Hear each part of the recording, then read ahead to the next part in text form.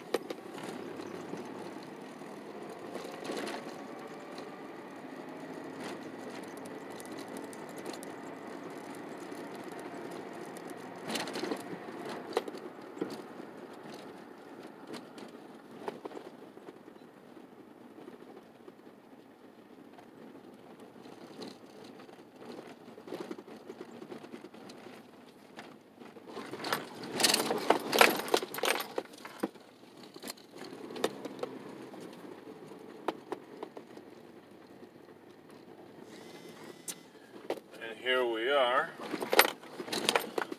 Gotta prepare our psychic Pokemon.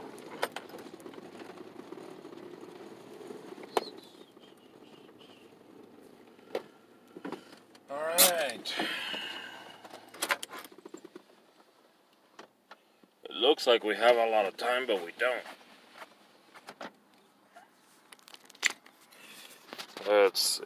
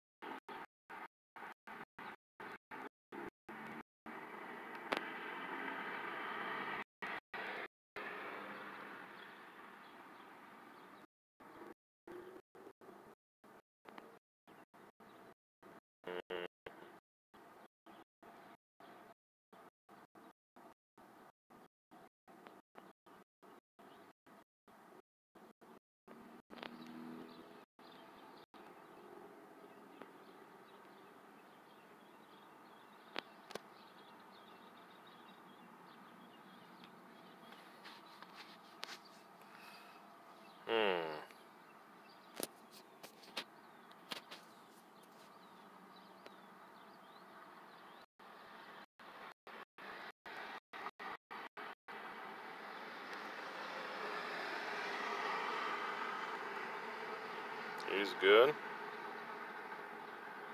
Let's see. Confusion, Psychic. Let's go ahead and start using the max revives. Max potion, max revive.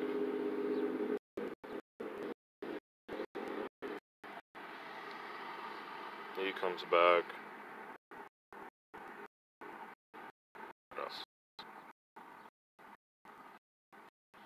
Voltage, Psychic. Sure.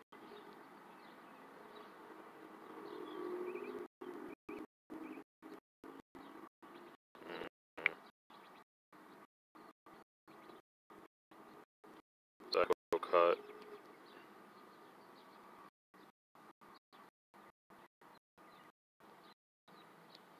Confusion.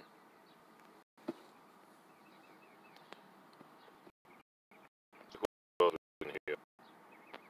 This guy.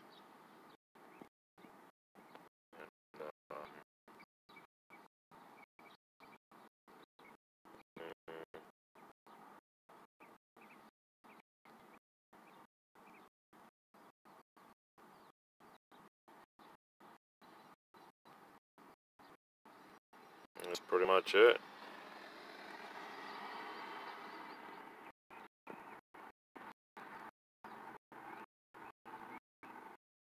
So it looks like.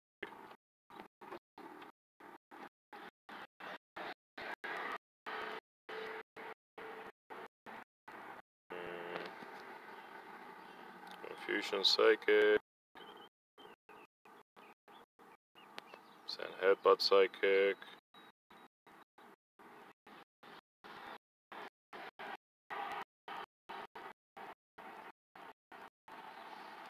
Bullet Seed, Solar Beam.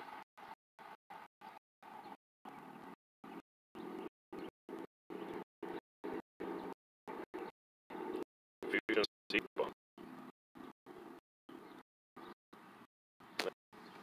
Just leave it like that. Alright. Let's do this.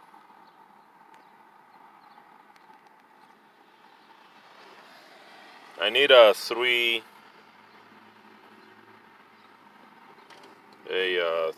monster raid boss battle. Just none of the way healed. Why not?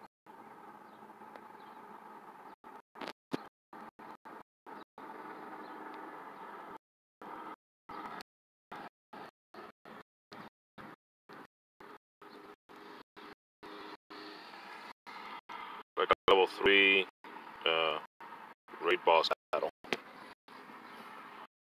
That's what I need. Where's the Psycho Cut here first? Psycho Cut. Yeah.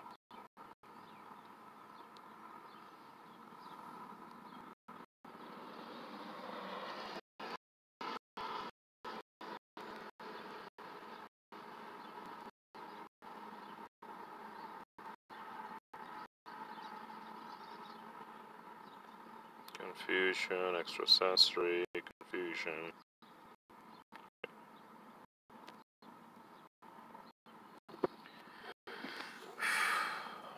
So I read online that you could, could solo this. So I decided to do it before going to work.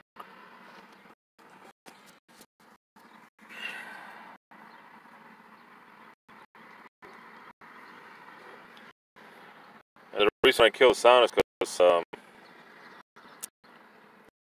sound it affects the stream, and I get worse video quality. Alright. Let's get started.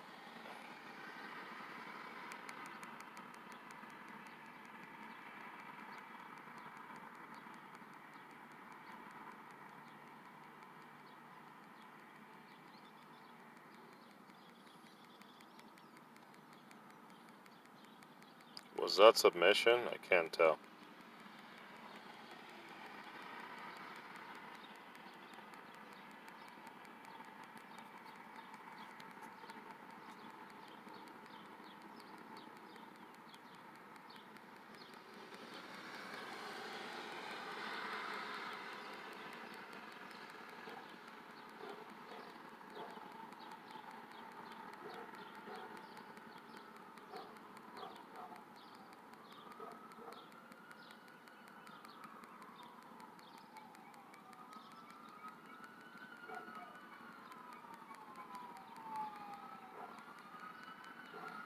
See if I can put on the radio or something.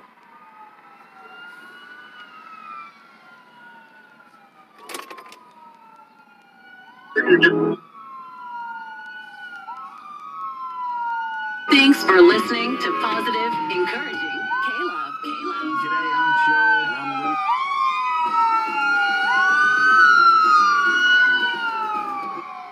Raises all the sort of anxiety and tensions that you're already feeling. Can I? Of $100.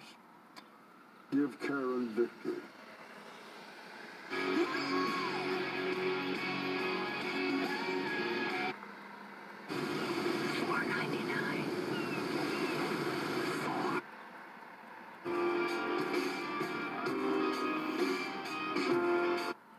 Amazon sales. Do they pay sales tax on Amazon? Yes, Amazon does pay. You're not online company. Yeah, they do pay sales tax. State needs to know. Always have. So, and that is something you need to take into consideration. You do these online shopping. It does hurt locally, but if there is a local sales tax, we did this story recently where they were really cutting. Well, there's a report out this morning talking about states who are having issues, meeting the budget, Yes. and they've lost money. And they say a big part of that is they've lost sales Online. tax because of the online shopping. Yes, it is. It's a big concern. And I do a lot of online, but no, Amazon, my online is Amazon, and they do pay sales tax. So, and they did that ever since day one. Oh, they did? Yes. There it is. Ever since day one. It depends on how big the company is, Right. on to who has to pay sales tax. That's why when that story came out a couple of weeks ago where they were going to start cracking down on some of the smaller ones, and some of the people on Etsy and things like that were like freaking out, but not everybody, but some of them. But they are going to have these, this sale is going on today at noon in the U.S. and last until midnight on Tuesday, so I don't know what time this thing is starting. But Just another reason to have a sale, right? yeah, it pretty much is. And as I said, the majority of it is things like their Kindle Reader, their Echo Dot. But they do have, if you want a DJ-1 drone, it's at the lowest price ever. Yeah. So you can get one of those so you can buzz by your neighbors, see what they're doing. But that kicks... So run out and buy a ton of dog food and have it delivered and see how much money you save, right? Oh my goodness, that's the best, is you can order. That's one of the main things I do. I have a monthly thing that brings my cat food, my bird food, my fish food, for my little zoo going on at my house. So it's always on my doorstep. I don't have to worry about it. But World Cup went on over the weekend. What? And I saw part of it. Swings in. Parachutes through traffic is tied the game. Ivan Parachutes. Pogba through traffic. Second badge for Pogba. The last look of the watch from referee Nestor Pitana. A final whistle. France have won the world. Alright, so this is what I was waiting for, these rewards. Alright.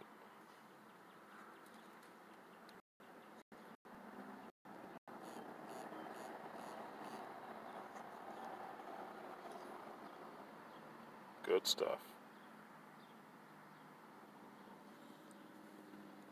Well, it was easier than I thought. I thought it was going to be a big pain. So...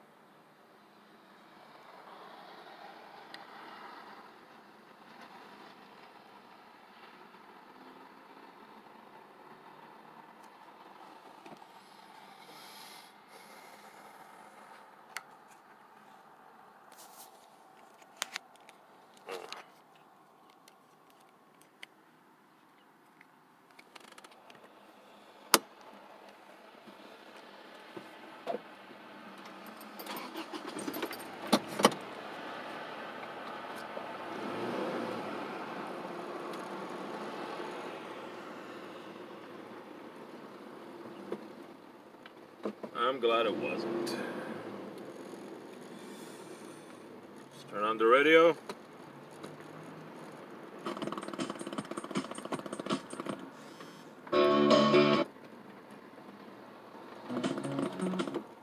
Just to customize a treatment for your home. It'll help get rid of the cockroaches without all the... If you want to take a trip across the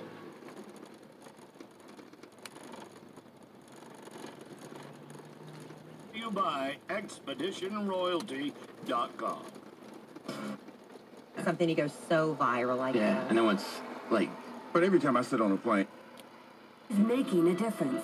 Helping to avoid these accidents means fewer serious... The different ways that people can consume this content. It's amazing. How will people even listen? A physical ordeal, as you know. Well, no, you don't know. Well, I... Tenemos a Eric. Eric, ¿qué piensas? ¿Tú crees que es... If you're playing with the fire, you had to set things right. Just remember this, my girl, when you look up in the sky.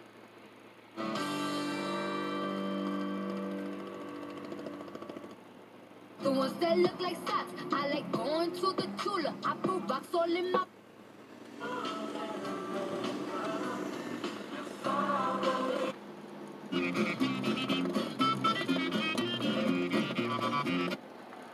You are with no one to me. I was... Dime al oído que vas a quedarte para siempre y que sientes todo lo que siento. Lléname de besos, dime que soy tuya y mío es tu corazón.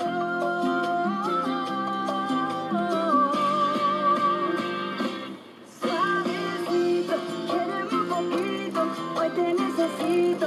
Acariciando el corazón del dolor, vende todos mis sentidos, ya noto que respiro.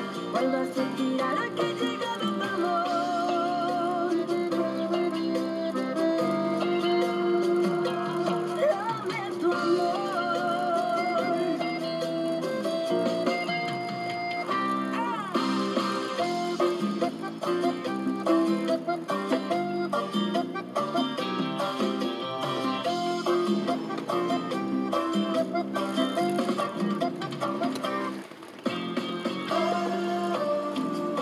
No aguanto el dolor. Dame tu amor. Suavecito, acércate un poquito, dime al oído que vas a quedarte para siempre y que sientes todo lo que siento. Lléname de besos, dime que soy tuya y mío es tu corazón.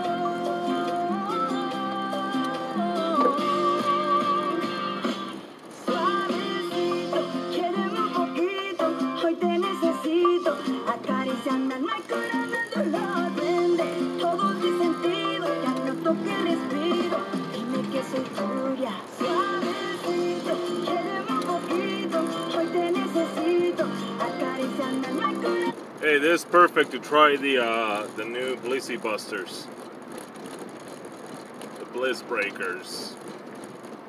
Bliss Breaker team. So this is really good.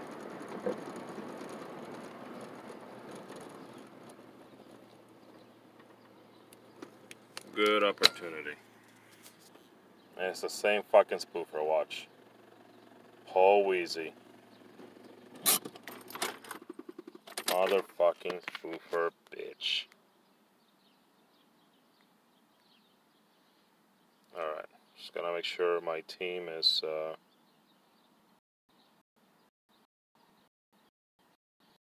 down to favorites.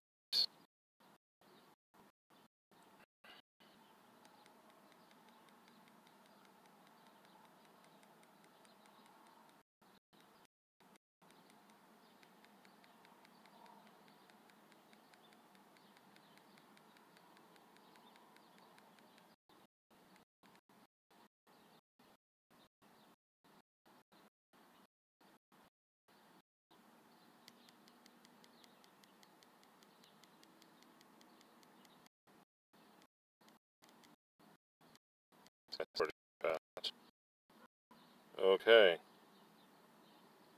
Now wait a minute.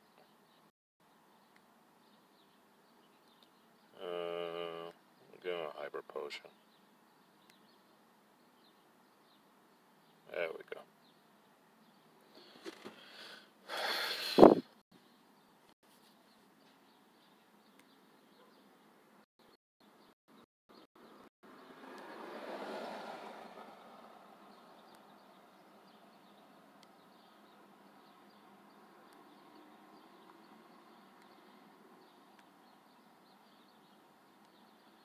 Don't want to waste any potions.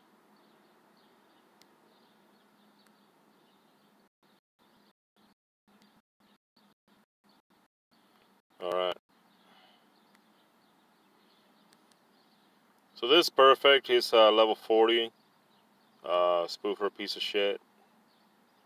And he has 2 accounts.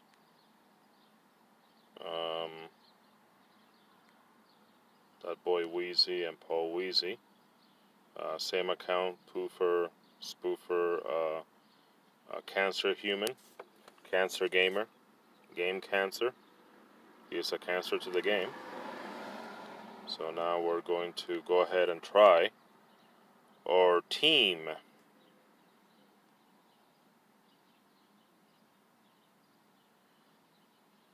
Blitzbreaker. And go.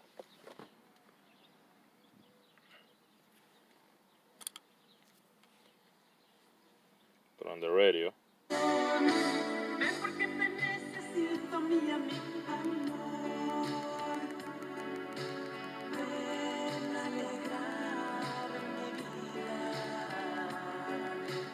This is the pincer I powered up earlier today.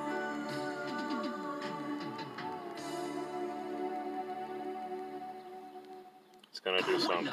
La que buena. 106.7.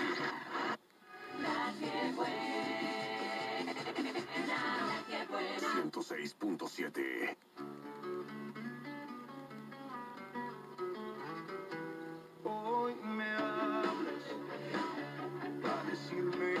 Nope, you're not gonna do that earthquake.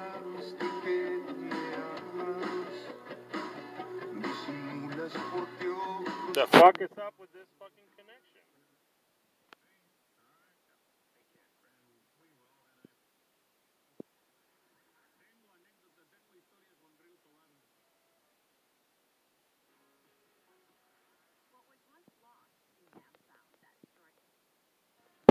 Oh, how cheeky, huh? Freedom. American Family Radio. A ministry of the American... 9-5. Que Dios lo bendiga y gracias. Acuérdese que no estamos aquí solamente...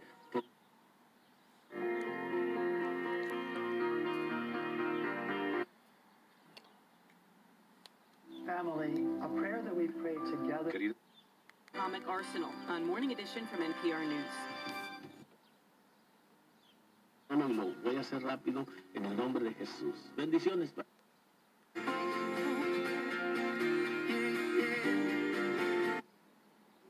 Señor Jesucristo, buen pastor, te alabamos.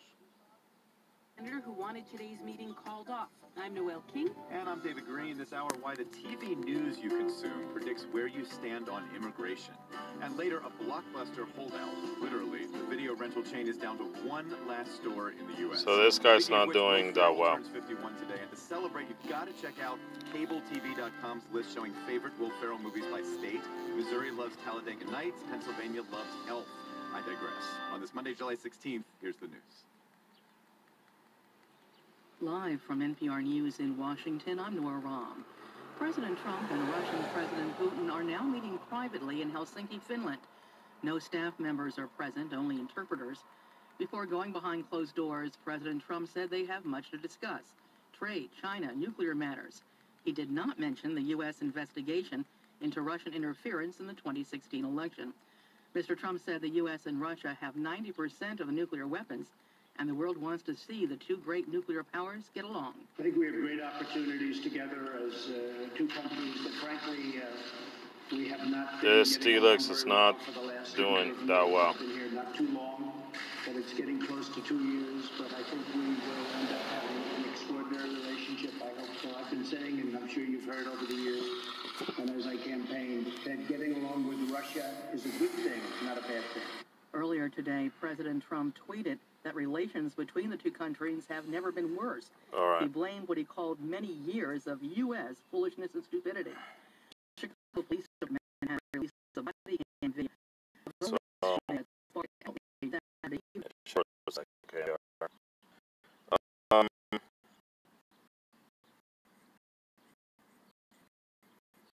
so this guy, the bug, he did very well. He did well, I should say. Not very well, just well.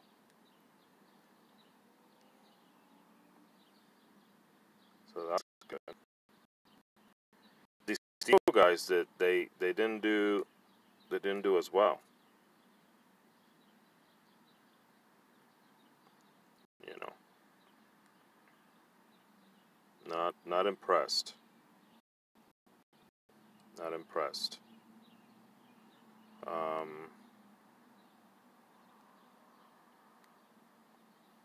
Not impressed with the steel guys. This thing that might well. So I still want to give him a shot.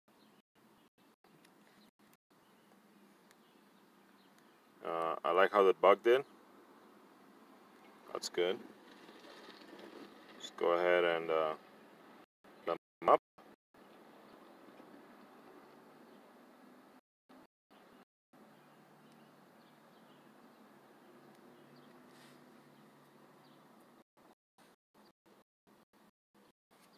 See in here.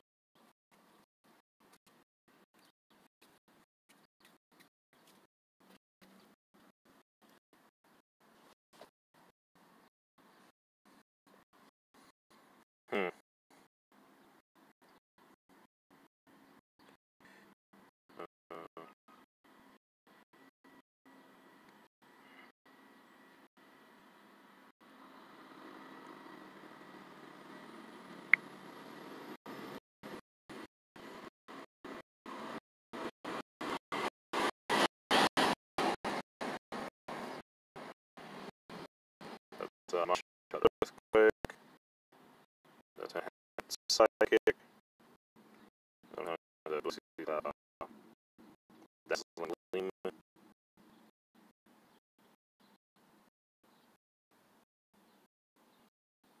You know, thinking. Just gotta hit hard.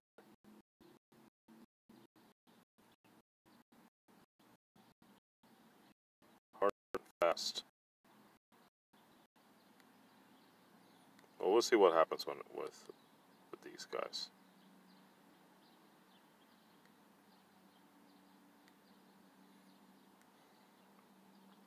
Which means I have to change my Bliss Breaker party.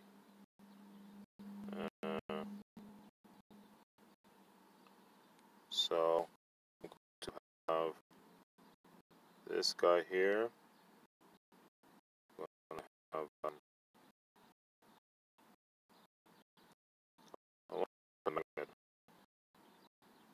this guy. Thing is, I got that Snorlax to deal with first. So,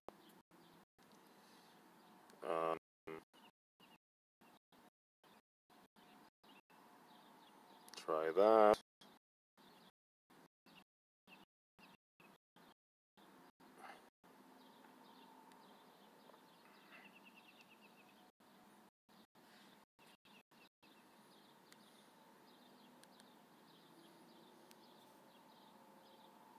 I gotta get through that Snorlax first. And you know what? Let's go ahead and peel the Snorlax instead of trying to go for the Blissey, so it's faster. Because obviously he didn't heal it. So, all right, some radio time. The burial or cremation of fetal remains regardless of the patient's personal wishes or beliefs. The Center for Reproductive Rights and Whole Women's Health sued the state over that part of SB 8 and won a temporary injunction. Much like schools, hospitals around the country Go for it, go for it, go for it, go for it. Kill him before the earthquake. The bar around safety has been raised, and the concerns are higher than they've ever been. What goes into Fast, the fast, delicate fast, decision before he to notices. lock down a hospital? We have that story coming up this morning at 7:26, right here on your source for community-supported radio. It is now 7:07, and currently 65 degrees in Alpine this morning, about 63 in Marfa, 76 down in Presidio, and in Midland, 73 degrees. We now continue with Morning Edition from NPR News. This is Morning Edition from NPR News. I'm David Green at NPR West in Culver City, California. And I'm Noel King in Washington, D.C. Good yes, morning. Peel. President Trump is meeting with Vladimir Putin today in Helsinki, Finland. This meeting comes at a tricky time. The Justice Department announced on Friday that 12 Russian nationals would be indicted for interfering with the 2016 presidential election. Putin has denied any election meddling. Today, before the two men went into their meeting, they sat for a photo op, and President Trump talked about what he thinks is at stake here. And I really think the world wants to see us get along. We are the two great nuclear powers. We have 90% of the nuclear, and that's not a good thing, it's a bad thing.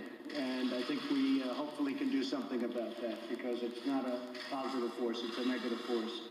Kenneth Edelman was the arms control director for President Ronald Reagan. He wrote the book Reagan in Reykjavik. Let's try this mud shot Gollum. Thank you, Noel. All right, so this was an interesting way to start off. President Trump opens by talking about nuclear weapons, says we have 90% of the nuclear, and that's not a good thing. You were familiar with these discussions between the U.S. and Russia about nukes. What is on the table in this summit? Since the Reykjavik summit in 1986 between President Reagan and Soviet leader Mikhail Gorbachev, the United States has reduced its nuclear arsenal by 70%, which is an amazing decline, and the Russians have reduced their arsenal by 80%. What is really at stake in this is to keep those reductions and to you didn't get it? Of nuclear weapons bullshit. Low. But also there are other things at stake as well. As you mentioned, Noel, the indictments, the whole treating of Putin as an equal superpower is ridiculous, if you ask me. And the whole way that President Trump is preparing and executing the summit, I think is pretty infuriating. Infuriating, why?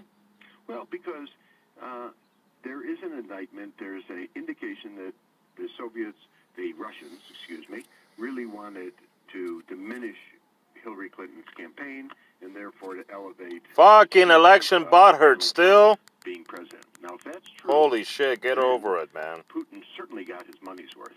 I mean, what are Putin's main objectives in the world? Number one, to separate the United States from its NATO allies. Well, Trump did that wonderfully all last week. Number two is to delegitimize the democratic process. That means delegitimize law enforcement, delegitimize the independent judiciary, delegitimize certainly a free press, and Trump does that every single day. And it's not free press, propaganda bullshit. Truth. You know, their truth decay is a big phenomenon both in Russia and now in the White House. And last, he would love an American president God damn who it. just adores him. Everybody who's a tyrant like Putin loves to be adored. Mr. Edelman, let me push back on you for a little, just a second. President Trump, yes, has been criticized for not being harsh enough with Putin and with Russia, but go with the recommended. Go. Dozens of Russian diplomats. They've put sanctions on hundreds more. Right, They've shut down 2 Russian consulates. They've approved weapons sales to Ukraine in its fight against Russia. Even if Trump does not speak out strongly against Russia, is there an argument that his actions speak louder than his words? No, there really isn't. Why not? Because you do have the United States government doing those things, Noel, and those are very good things. Those are traditional defense of the United States, okay? And that does count. You are absolutely right. The president has what... Oh, man, that hit her like a hammer. Which is awfully important. It sets the ideas, and ideas have consequences. It sets the whole framework for Americans. And when the framework is one of anti-democracy in Moscow and in Washington, D.C., that's very damaging. So in this case, words are as strong as actions. Some Democrats... I wouldn't say as strong, but I'm saying they're very important. Ideas have consequences. What an American president says is very important, Noel. In the last half minute that we have left, some Democrats, even Republican John McCain, have meetings one of so it's going to be a water type. I'm going to put in here. The worry is a little one. Trump, falls in love with Putin, and that carries over in more years of this adoration. And it's a genuine worry because we saw with the North Korean leader, Kim Il-jong, that Trump falls in love with anybody who flatters him. Kenneth Adelin was the Arms Control Director for President Ronald Reagan, and he wrote the book Reagan in Reykjavik. Thank you, sir. Thank you, Noel. Wedge issue in American politics, and whether you identify as Republican or Democrat is a very good indicator of how you feel about the border wall, also about the travel ban. NPR and Ipsos shows there is an even better predictor, though, where you get your TV news. Here's NPR's Joel Rose. The latest immigration story to divide the country is the separation of migrant families at the southwest border. Here's how it played on CNN. Our government, in your name, and my name as well, took the smallest, most defenseless children away from their parents. That is an outrage. And here's a clip from Fox News on President Trump's policy. Like it or not, these aren't our kids. Show them compassion. But it's not like he's doing this to the people of Idaho or Texas. These are people from another country. NPR and Ipsos polled 1,000 people to try and figure out what shapes our views about immigrants and immigration. Republicans and Democrats are often 30, 40, even 50 percentage points apart on the big issues. But people who primarily get their TV news from Fox and CNN are even further apart, with viewers of the other big TV networks somewhere in between. Ipsos pollster Chris Jackson says he wasn't expecting to find a dividing line even stronger than partisanship. People who get their news from Fox News actually take the strongest anti-immigrant position of any group we looked at in the survey. Did that surprise you? I think it was very surprising. I can't really say if those views are coming because of watching Fox or if they're watching Fox because they hold those views, but it's a really strong connection. We looked at other factors too, whether you live in a city, a suburb, or a rural area, and there are some differences in opinion depending on where you live. We also looked at another factor we thought would really matter, whether you know anyone born outside the U.S. or are an immigrant yourself. There's definitely some difference there, but it really pales when you look at Republican and Democrat and really compared to Fox and CNN. We asked, for example, whether immigrants are an important part of American identity.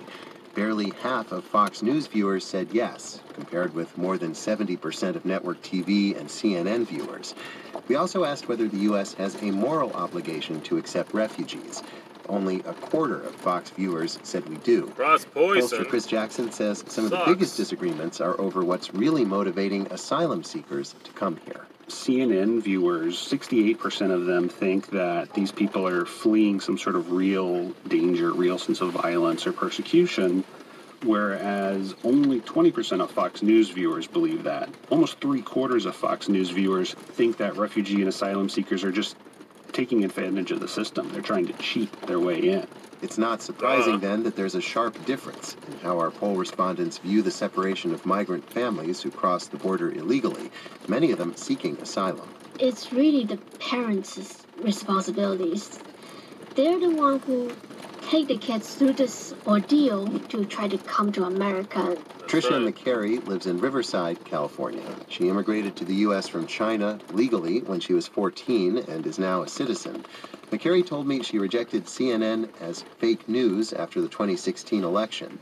Now she watches Fox News because she says it's unbiased.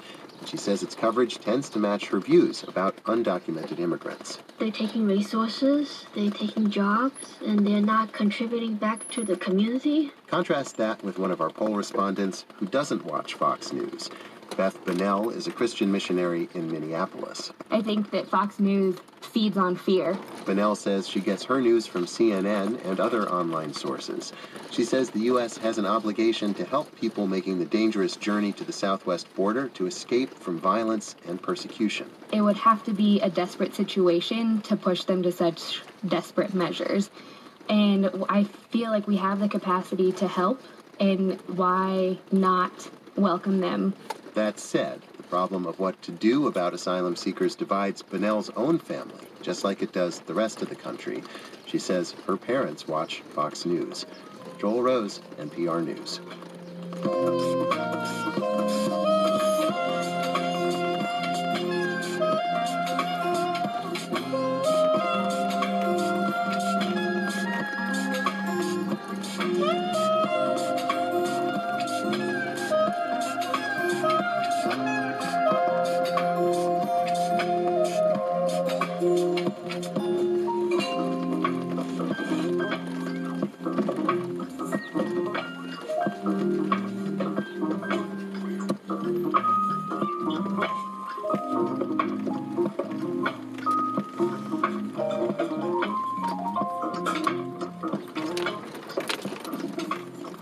This is NPR News. Hey, it's Peter Sagal. Are you resolved to lose a few pounds this year? How about a few thousand pounds through the Public Radio Vehicle Donation Diet?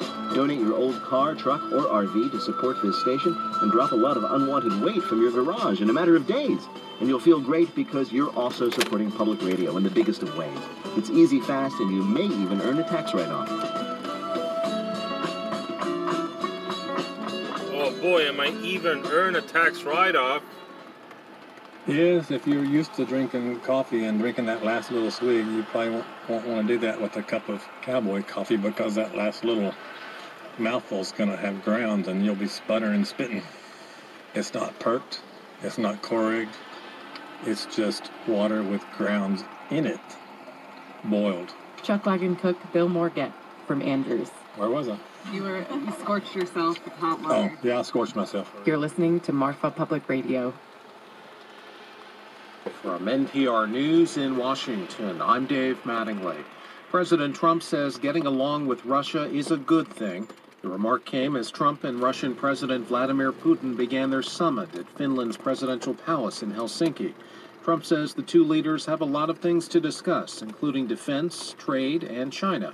A joint news conference will follow their private talks. The European Union's foreign policy chief says the U.S. remains a friend of the EU regardless of what President Trump says. We have very clear in mind who our friends are. The United States, for sure, and I've said many times, changing the administration doesn't change the friendship between countries and peoples, and for sure we consider the United States friends, partners, close friends and partners. We will always do that. That's Federica Mogherini responding to Trump's remark yesterday where he referred to the EU as a foe when it comes to trade. Police body cam video shows a man shot and killed by officers in Chicago as he fled on foot, had a gun in a holster on his hip, and was reaching toward his waist when police opened fire. 37-year-old Harith Augustus was shot multiple times. His death sparked protests in the city.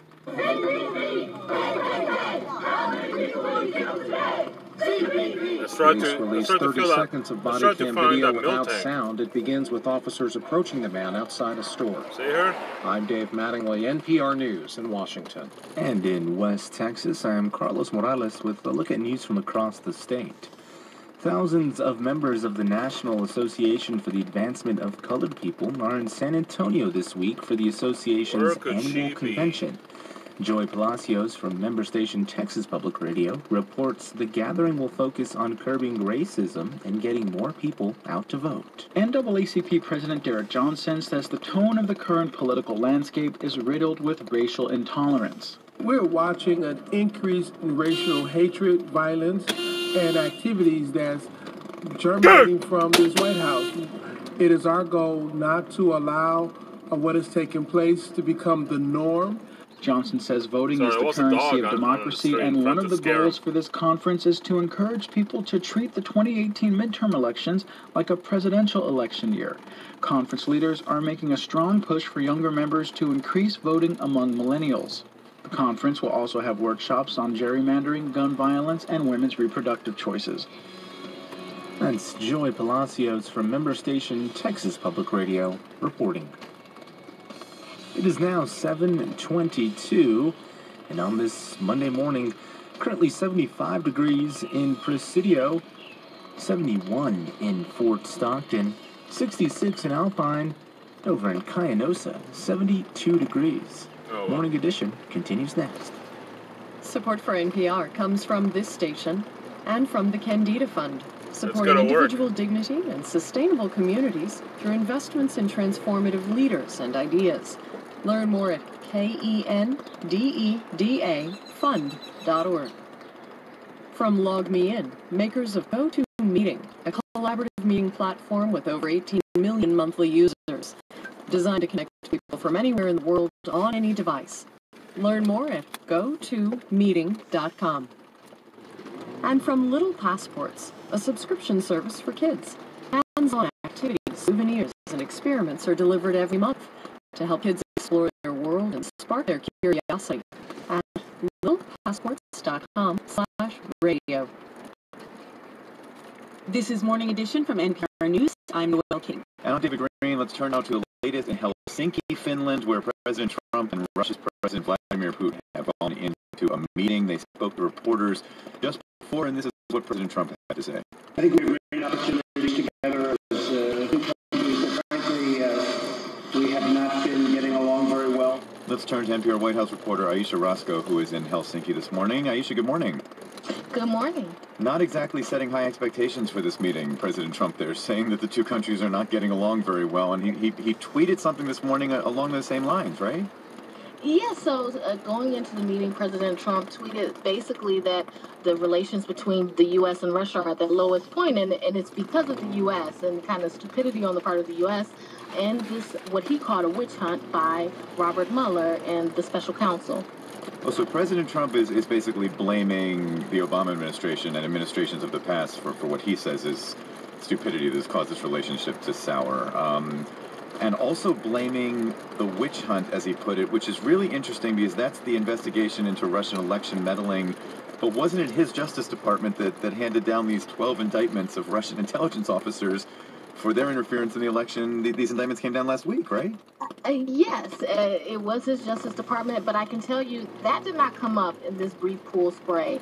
He did not mention election interference, and he was asked by reporters afterwards whether he was going to talk about it. He did not answer that question. Now, he has been asked that question in the past couple of days, and he has said he is going to ask President Putin about what happened with the 2016 election. But he's also said in the past couple of days that he doesn't really expect much of an answer to come out of that. So that's where things stand now. He didn't touch on those kind of tough issues like the elections, but he did say that he felt like Russia and the U.S. could work together on other matters like the military and nuclear arms reduction. I remember once covering a meeting where Vladimir Putin sat down with Hillary Clinton. She was then Secretary of State, and there was so much reading into body language. You saw these two men sitting down together today. What was the atmosphere like? It was interesting. So President Trump was kind of leaning forward and like putting his hands together as he was talking, and President Putin was more leaned off to the side, kind of, I don't want to say slumping in the chair, but not really sitting up at attention. So it was an interesting dynamic. And President Trump talked much longer than Putin did, and he had a lot of kind words for Putin, and Putin was really more kind of just down to business with his statement. He was glad to be there, and we have a lot of issues to talk about. All right, well, whatever is happening, they seem to be down to business. They're in that meeting, and we'll, of course, be hearing from the two leaders at some point in the next few hours when they give a joint news conference. That's NPR's Aisha Roscoe, who is in Helsinki covering this big U.S.-Russian summit. Aisha, thanks so much. Thank you. Schools around the country are thinking hard about security after recent deadly school shootings in Florida and Texas. They're trying to strike a balance, keep their students safe without creating too much stress or disruption or making schools feel like prisons. But it's not just schools. Hospitals are actually looking at the same thing. Jessica Bakeman from member station WLRN has the story. On the afternoon of February 14th, Fawn Patterson got a call from her daughter telling her to come to the hospital. Come on, Dad, we're on lockdown, so nobody comes in. When Patterson got to Broward Health Medical Center in Fort Lauderdale, a security guard was blocking the door. I have a daughter up there that's 7 months pregnant, bleeding, and I can't get in to see her. Doctors there were treating 7 people who'd been shot at Marjorie Stoneman Douglas High School in Parkland, and the hospital was on lockdown. Only staff, people with medical emergencies, and family members of the shooting victims were allowed in.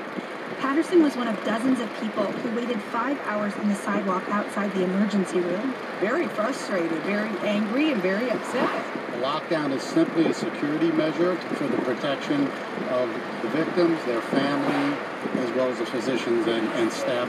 Dr. Louis Yogel, chief of medical staff, addressed the media outside the hospital that night. The people in charge of hospital security here and around the country say a lockdown is standard and necessary to keep all patients safe when treating victims of a violent incident. In a time of crisis like this, it's better to have control. But hospital administrators recognize the indirect consequences of mass shootings, like the distress people experience when they're separated from sick loved ones during a lockdown. They're trying to fix it. When you shut down access to a hospital, the people that you're keeping out are in this heightened emotional state. It's a real problem. Alan Butler is president-elect of the International Association for Healthcare Security and Safety, and he's been in the hospital security business for 2 decades. He says hospitals around the country compare notes, reassessing their disaster response plans after every mass shooting. One thing they're considering is whether they're too aggressive about lockdowns. Sometimes we stay in these elevated lockdown stages longer than we need to. They're also lining up extra staff who they can call in specifically to deal with crowds, the people who are there because of a shooting and the visitors who would have been there anyway. The bar around safety has been raised, and the concerns are higher than they've ever been. When a mass casualty incident is the result of violence, hospital administrators consider worst-case scenarios, like a shooting suspect coming to the hospital to further harm the victims, someone trying to retaliate against the perpetrator, or dozens of people rushing the hospital in a panic. Being in a posture of prevention is just the best way to do business. Brian Margison is corporate security manager for Orlando Health, a private hospital chain that treated victims of the Pulse nightclub shooting 2 years ago. He says as painful as lockdowns are for family members, our first and foremost responsibility is treating the patients, and that overrides everything. The night of the Parkland shooting, Fawn Patterson ended up going home without getting to see her pregnant daughter. But everything turned out okay for her family. Amanda Ray Carrillo was treated for the bleeding and released from the hospital the next day. And on April 16th,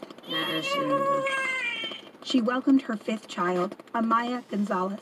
She's beautiful. She's a perfect little girl. When Carrillo was back in that same hospital 2 months after the shooting for her daughter's birth, her mom was by her bedside. Oh, she's got some fingernails. Baby. For NPR News, I'm Jessica Bakeman in Fort Lauderdale. This is NPR News. And this is NPR News on your source for community-supported radio. That's KRTS and KXWT. Joining us now from Alpine is Marfa Public Radio's Sally Beauvais. She's traveling throughout West Texas this week to gather questions from you, our listeners, for our new journalism initiative called West Texas Wonders. Good morning, Sally. Morning, Carlos. So this is day 1 of your trip for West Texas Wonders. Can you explain a little bit of this project for our listeners? Sure thing. West Texas Wonders is kind of a new way for us to report stories, and you know as well as I do that often, when we're reporting, we're trying to step into our listeners' shoes and think about, like what do they want to know about? What do our listeners want to hear stories about? And so our project kind of does exactly that. Listeners submit their questions to us, and then we investigate their questions and report them so they become the basis for our stories. And so sometimes we'll put those questions up for voting rounds, and so listeners can get vote for the one that they want answered, and sometimes we will just choose the question or the that we're going to answer for that particular story. So what kind of questions are we talking about here? What have you received so far, and what are you hoping to receive? We've got a list of all kinds of things, which I love. I think that's the point of the project, right? But the idea here is that the questions can be about anything in West Texas that listeners are curious about. So it can be more serious and hard-hitting, like one listener asked us about rent prices going up in the Permian Basin along with the oil boom, and whether there are rental laws that might regulate this. And then the questions could also be about history or something that you wouldn't necessarily see in a normal news story. So several listeners actually about the history of Native people in West Texas and the stories of their descendants in the area. So stuff that might not make it into the newsroom every day. Yeah. Any favorites so far? Yeah. The question one listener did ask why there are orders grocery stores in Alpine less than half a mile from each other, which I would really like to know the answer to that one. Yeah, I'd like to know that. You get to answer that one. I'd like to know that too. Sally, real quickly here, we got about 40 seconds left. What's the plan for today? You're on your way to Big Bend National Park? Yep, we're going to be posted out in the Chuzos Basin visitors area today, asking park guests for their questions. And I hope we get some good ones about the park while we're there. That's absolutely on people's minds. And we'll be there from 10 a.m. until about 2 p.m. today, and then we're headed over to Terlinka where we'll hang out at the Starlight Exhibit. All right, Sally Beauvais, we'll be checking in with you throughout the day and week. You can follow along with Sally on Marfa Public Radio's Instagram and Facebook accounts. You can also go online to find the full schedule for our West Texas Wonders road trip. That's at marfapublicradio.org. Sally, thanks so much for chatting with us today. Thanks, Phyllis. It's now 7:33. We're going to go ahead and continue with Morning Edition from NPR News here in just a little bit. It's currently 72 degrees in Cayenosa this morning. In Alpine, where Sally just called us from, it is 66 degrees. And at Big Bend National Park, mostly cloudy skies this morning with temperatures at about 70. In Marfa, about 63 degrees. We now continue with Morning Edition from NPR News. Stay with us. It's Morning Edition from NPR News. I'm Noelle King in Washington, D.C. I'm David Green in Culver City, California, and President Trump is in Helsinki, Finland. So is Russia's President Vladimir Putin. We just saw his plane land a short while ago. The two leaders are going to be sitting down one-on-one. Now, President Trump, we should say, has not exactly been building up expectations for this meeting. This is Trump talking to CBS News. I don't expect anything. I frankly don't expect. I go in with very low expectations. I think that getting along with Russia is a good thing, but it's possible we won't. This meeting, of course, follows a Department of Justice indictment of 12 Russian agents for interfering in the 2016 presidential election. Over the weekend, a group of Democrats have called for the summit to be canceled, including Senator Jack Reed of Rhode Island. He is the ranking Democrat on the Senate Armed Services Committee, and he's in our studios in Washington, D.C. this morning. Senator, welcome. Thank you, Dave. So why not have this meeting? Well, the Russians attacked our country, attacked our democracy, to which the system are continuing to do it. And I don't think there's a lot of confidence that the president